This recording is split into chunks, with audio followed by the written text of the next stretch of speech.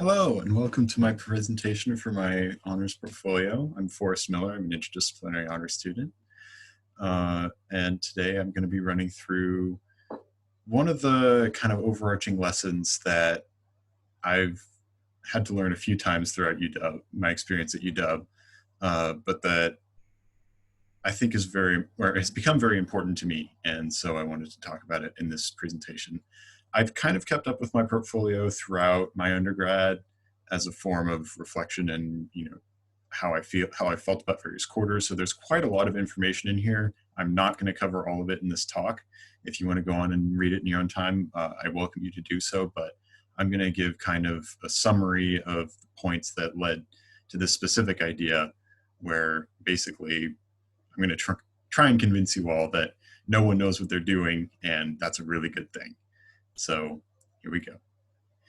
I came into UW my freshman year with a couple key differences. One, that I used to live on an island of about 10,000 people, and now suddenly I was at a university of 40,000 people. And the second was that for the first time in my life, I would be here at UW, I would not be playing a sport. I played sports all throughout high school, but now I wanted to take all of that energy and commitment and pour that all into academics. I came into UW with a very, very kind of rigid mindset that I wanted to become good at something. I didn't know what it was, but I knew that whatever it was, I wanted to be good at it. So I challenged myself. I enrolled in honors calculus, which was very, very difficult.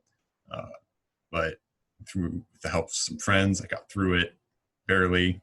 This score is actually slightly above average, despite being somewhere in like the 60% range. And so that took up really all of my freshman year. And I was still chasing this idea of like, if I get good at math, then I can get good at this thing, this point that I was chasing.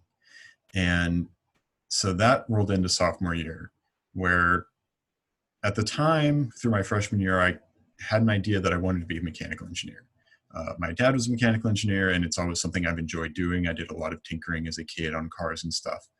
And so I applied for mechanical engineering at the end of my freshman year. And despite the fact that first year applications are intensely, intensely competitive and my GPA was not fantastic, I wasn't accepted. And I wasn't really surprised by that, but it did kind of shake my faith in that I could achieve this point, this goal that I'd set myself. And so come the end of freshman year, I started sophomore year with a new mindset of I'm going to get really good grades, because if I get really good grades, then I'll get accepted to my major, and then I can go and get really good at mechanical engineering and be a good mechanical engineer. But what ended up happening was instead that I kind of broke myself against that goal. Grades have never been the defining factor of my education. I've always enjoyed learning things for the fact that things are pretty cool, and I like learning about how the world works, or how it used to be in terms of history, or how it could be in terms of philosophy. But the grades have never driven that. And so switching my mindset to make the grades drive it really didn't work for me. I was suddenly working. I didn't get to learn things. I had to learn things. It wasn't a matter of, oh, if you perform a double integral, you can calculate an area. It's, oh, you perform this double integral correctly and you'll get 100% on the test, which was much, much less satisfying for me and created an incredible amount of stress. And as a bit of a change of pace, come the middle of my sophomore year, I had been working under this framework for about a quarter, and I was getting burnt out. And so as a change of pace, I took up a club with the Human Powered Submarine. And it's exactly what it sounds like. It's a bunch of undergraduates that make a human powered submarine. This is a fin for one of them. Where, some schools have teams that build cars and then race cars against each other. We build submarines and we race submarines against each other. And I didn't quite know what I was expecting when I joined this club. But one of the things I was expecting is that I would meet these people who were good at what they did. And that, so someone would be calling the shots and knowing exactly what was going on and how to do things, and how it would turn out, and it would all be great. And that's not what I found at all. I've been on that team for 3 years, and I will tell you right now, we are stumbling around trying to, you know, things go wrong. We have to troubleshoot and then figure out how to fix things. And despite all the best, all our best efforts at planning, it just never quite turns out the way you want it to. And so that was kind of my first hint that, you know, this point that I was chasing, it doesn't exist, but I didn't quite notice that in the time. The point that really, really cemented that for me was when I became a peer educator. And I taught a section of Honors 100. Honors 100 is a mandatory honors class that all the freshmen take, where they come in and get an introduction into the requirements of the honors program and a little bit of an introduction to the university as a whole. And then they just kind of get to meet each other and talk and hopefully make some friends.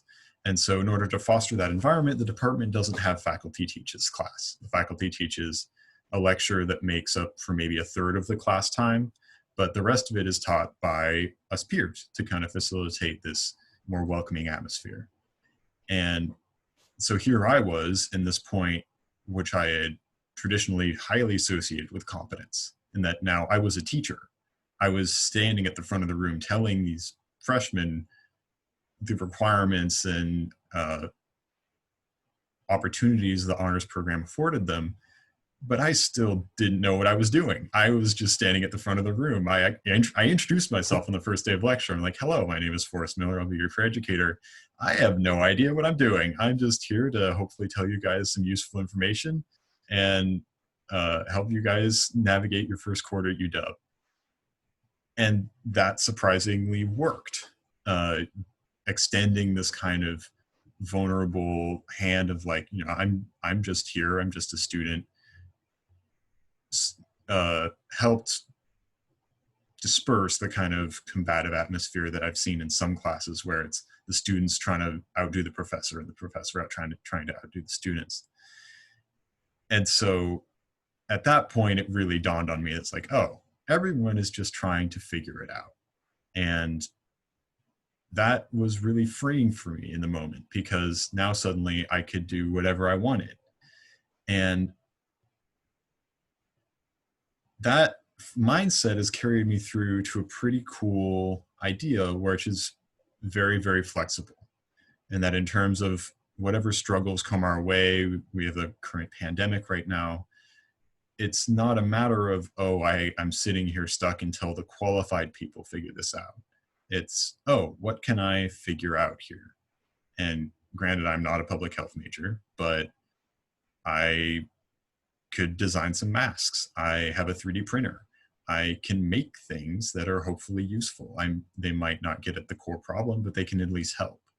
And so this gave me a great feeling of agency in the world, in the fact that, you know, what I can just go do things. I don't need a degree or a fancy pedigree in whatever it is that I'm doing. If I want to go do something, you can just go do it. And that's fantastic.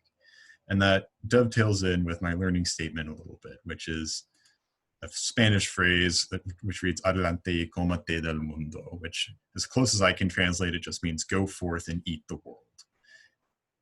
And I stole this off of a travel journal that my sister bought me, but I love this phrase so much because it is just what we're here for. I mean, what else are we doing here if we're not just standing, trying to take it in and go out and experience the world, hopefully change it, and hopefully do some good. So if you care to read this or want to learn more about whatever it is I've been talking about for the last few minutes, then feel free to give my honors portfolio a read or send me an email. My contact info is on this site.